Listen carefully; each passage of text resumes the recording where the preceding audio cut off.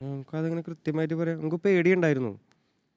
പേടിയുണ്ടായിരുന്നത് എൻ്റെ ഫാമിലീനെയും എൻ്റെ സുഹൃത്തുക്കളെയും കുറിച്ചാണ്. കാരണം എന്നെ ഡിപ്പെൻഡൻ്റ് ആയിട്ട് ജീവിക്കുന്ന ഒരുപാട് ആൾക്കാരുണ്ട്. കാരണം അവര് ഒരു ജീവിതത്തിൽ ഒരിക്കൽ പോലും സന്തോഷത്തിൽ ജീവിക്കാത്ത ആൾക്കാരാണ് എൻ്റെ അപ്പനും അനിയത്തിയും ഉം. ചേട്ടനൊക്കെ.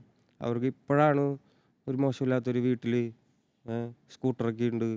യാത്ര ചെയ്യാൻ സൗകര്യവും അവർക്ക് തോന്നുന്ന ഭക്ഷണങ്ങൾ എപ്പോൾ വേണമെങ്കിലും കഴിക്കാൻ പറ്റുന്ന ഒരു സാഹചര്യത്തിൽ ഇപ്പോഴാണ് അവർ ജീവിക്കുന്നത്. അവരെ സന്തോഷം അനുഭവിച്ചു തുടങ്ങിയിട്ടുള്ളത്. ആ കുപ്പായം വിയർപ്പ് തിന്നിയിട്ടതാ.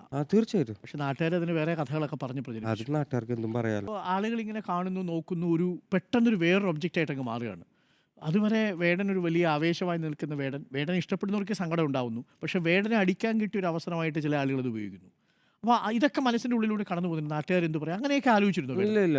അങ്ങനെയൊന്നും ആലോചിച്ചിട്ടില്ല. ഇല്ല. ഞാനിത് ഓൾറെഡി ഇങ്ങനത്തെ ഒരുപാട് പ്രശ്നങ്ങൾ എനിക്ക് ഉണ്ടായിട്ടുണ്ട്. അപ്പോൾ ഇതെനിക്കൊരു ശീലമായി കൂടി മാറിയത് കാരണേ.